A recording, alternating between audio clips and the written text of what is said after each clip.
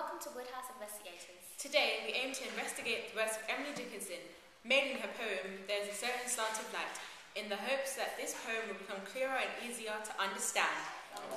Firstly, let's start with a brief overview of the poem. Written in 1861 at the beginning of Dickinson's most prolific period as a poet, There's a Certain Slant of Light. It portrays nature alongside her religious views as distant, alien and indifferent forces, fraught with reminders of death's universal presence.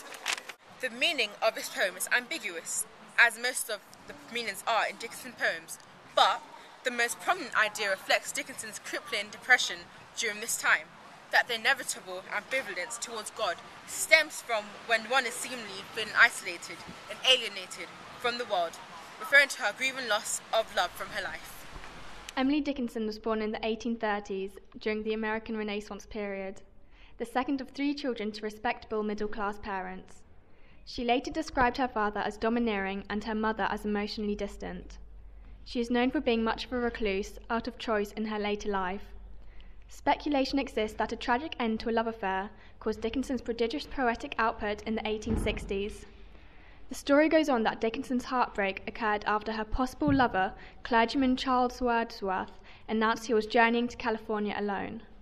Subsequently, her poems written after this time expressed her sorrow and alleged mental breakdown. Nevertheless, her graceful and timeless poems forever capture the life experiences and observings from a woman who, ahead of her time, saw the world in a light no one else did. She continued to live in obscurity whilst caring for her sick mother, until suffering from Night's disease, causing her own tragic death in 1886.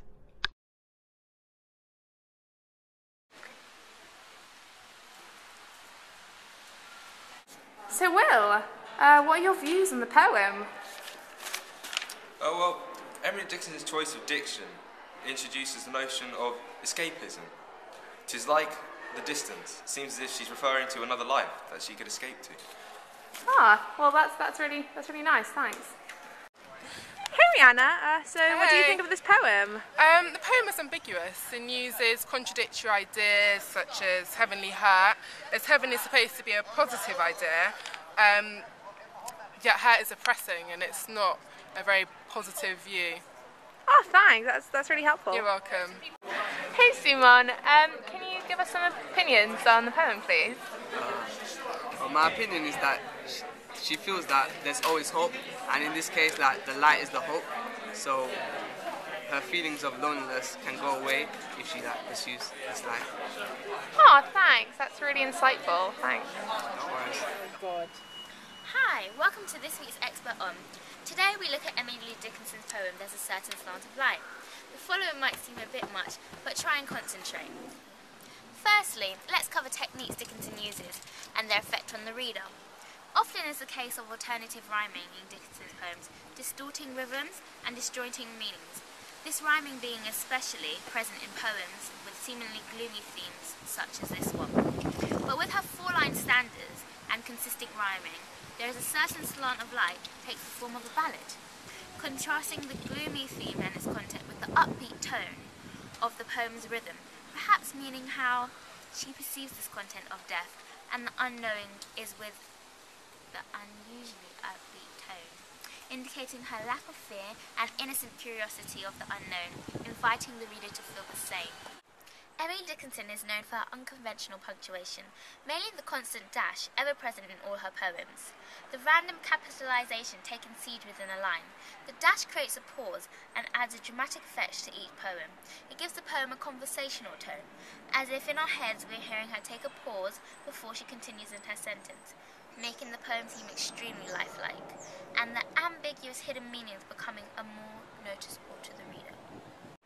The random capitalization will often appear with words starting with an S, so that more emphasis is put on the sounding of the word, and therefore the phonology of the whole poem, something that Dickinson regards as important.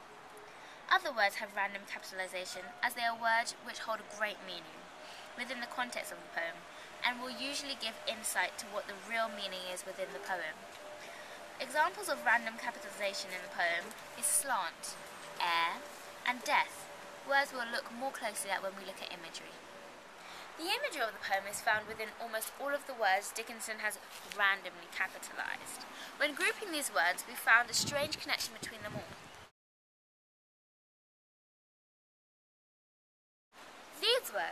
are some of the imagery for this poem. They follow the first two lines, which set the scene.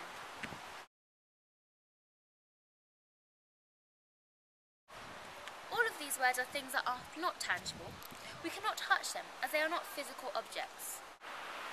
The words air and landscape create the image of great expanses that encompass all humans, perhaps indicating Dickinson's focus on the fact that she sees all humans as insignificant in comparison to these great and powerful images.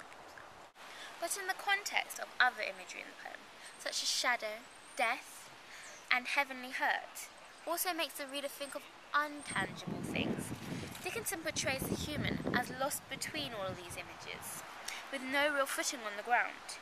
She envisions this person in the poem on a wintry afternoon as on the look of death, and in between the heavenly hurt, followed by the shadows, lost in the general landscape of life, and caught in between the certain slant of light, of hope and despair. The resulting image left with the readers is of someone caught in the means of life, portrayed by the ghostly images of the poem, and perhaps this person is Dickinson herself.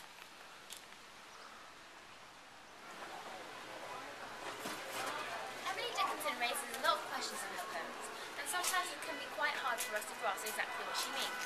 But we have concluded that Emily Dickinson's poems shows many different interpretations and themes, such as the glorification of death, finding hope in unlikely places, and religion.